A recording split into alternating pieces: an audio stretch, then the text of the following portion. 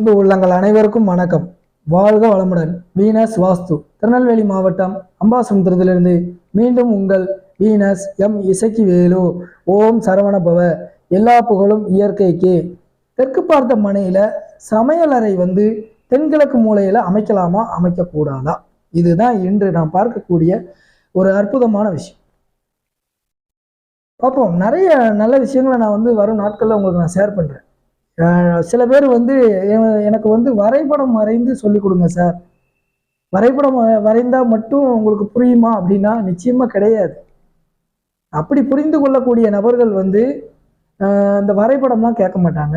ஒரு சில மக்கள் இன்னும் அவ்வளவு தூரம் நீங்கள் போகிறதுக்கு ஒரு வாஸ்து நிபுணரை அருகில் இருக்கக்கூடிய ஒரு நபரை அழைத்து பார்த்தீங்கன்னு வைங்களேன், எல்லாமே உங்களுக்கு டீட்டெயிலாக கொடுத்துருவாங்க. இதுதான் வாஸ்து பார்க்குறதுக்கே பக்கத்தில் உள்ளவங்களை நம்ம தவறாக நினைப்பாங்களா, அருகாமையில் இருக்கிறவங்க நம்மளை தவறாக பேசுவாங்களா அப்படின்னு சொல்லி உங்களை நீங்கள் தாழ்த்தி கொள்வதை விட உங்கள் வாழ்க்கைக்கு எது தேவை, இதை நம்ம பண்ணால் நம்ம வளர்ச்சி இருக்குது அப்படின்னா அவரை அழைத்து நீங்கள் ஆலோசனை பண்ணுறதுக்கு தயவு செய்து கொள்ளாதீங்க.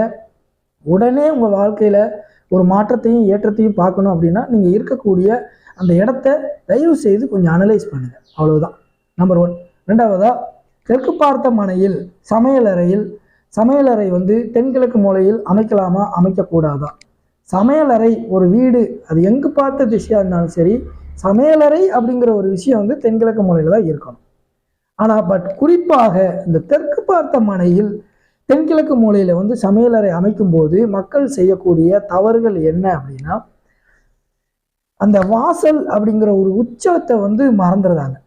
கிச்சனை தென்கிழக்கு மூலையில் தான் அமைக்கணும்னு சொல்லிட்டு அந்த 2 ஸ்பேஸுக்கும் இடையில ஒரு சைடில் ஒரு சந்து மாதிரி விட்டு அந்த ஒரு வாசல் அமைத்து அந்த தென்கிழக்கு மூலையிலேயே நான் எக்ஸாக்டாக சமையலறை வச்சுருக்கேன்னு சொல்லக்கூடிய நபர்கள் இருக்கிறாங்க.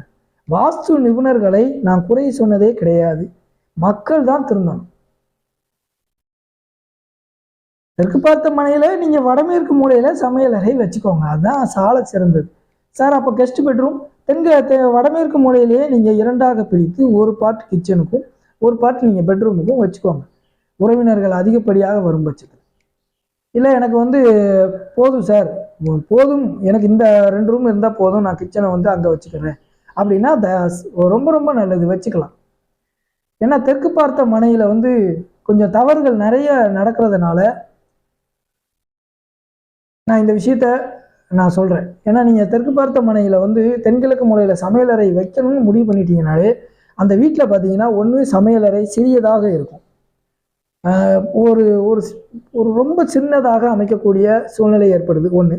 ரெண்டாவதாக பார்த்தீங்கன்னா அந்த உச்ச வாசலை நம்ம நிறைய கணக்கில் எடுத்துக்கிட்டு இது சரி அது தவறு அப்படின்னு சொல்லி நிறைய கன்ஃபியூஷன்ஸ் வரக்கூடிய சூழ்நிலையினால தெற்கு பார்த்த மனையில் சமையலறை வைக்கிறீங்க அப்படின்னா நீங்கள் தயவு செய்து வடமேற்கு மூலையில் வைங்க. இதுதான் என்னை பொறுத்தவரையில் நல்லது. அப்போ உங்களுக்கு அந்த பூஜை அறையும் வடமேற்கு மூலையில் போயிடும், சமையல் அறையும் அழகான முறையில் உங்களுக்கு எல்லாமே சரியான முறையில் அமையக்கூடிய ஒரு வாய்ப்பு நிச்சயமாக இருக்கும். அப்போ தெற்கு பார்த்த மனையில் உள்ள நுழைஞ்ச உடனே நான் அபோட்டன் எடுக்கிறேன் ஒரு சமையல் அறை, அப்போ உச்ச வாசல் பார்த்தீங்கன்னா தவறாக அமைச்சிருக்காங்க. இதே போல் சின்ன சின்ன விஷயங்கள். அப்போ தெற்கு பார்த்த மனைனா நம்ம அதுக்காக ஒரு 50 அடி பெரிய பெரிய கோடீஸ்வரர்கள்லாம் இப்படிலாம் அமைக்க மாட்டாங்க. தெற்கு பார்த்த மனையில் இப்போ நீங்கள் நிறைய இடங்களில் போய் பாருங்கள். நான் சமையலறை தென்கிழக்கு மூலையில் தான் அமைக்கணும்னு சொன்ன உடனே யாருமே பெரிய பெரிய லட்சாதிபதியாக இருந்தாலும் சரி, பணக்காரங்கள்லாம் இந்த சின்னதாக அந்த சந்து மாதிரிலாம் கிச்சன் அமைக்க மாட்டாங்க. ஒரு பிரம்மாண்டத்திற்கும் ஒரு வாய்ப்பு வேணும் அப்படின்னா நம்ம சில விஷயங்களை, ஒரு ரூம்னு எடுத்துக்கிட்டிங்கன்னா ஒரு நார்மலாக இருக்கணும், ஒரு கிச்சன் எடுத்துக்கிட்டிங்கன்னா ஒரு நார்மல் சைஸாவது இருக்கணும். அந்த கிச்சனுக்குள்ளே போயிட்டு வர்றதுக்கே அவ்வளோ கஷ்டமாக இருந்துச்சுன்னா அங்கே சமைக்கக்கூடியவர்களின் மனநிலையும் ஒரு கஷ்டப்பட்ட மனநிலையாக தான். இது குறிப்பாக இந்த தெற்கு பார்த்த மனையில் நான் நடக்கிறத பார்க்குறேன். அதனால் இந்த தவறை திருத்திக்கலாம். இது ரொம்ப ரொம்ப முக்கியமான விஷயம்.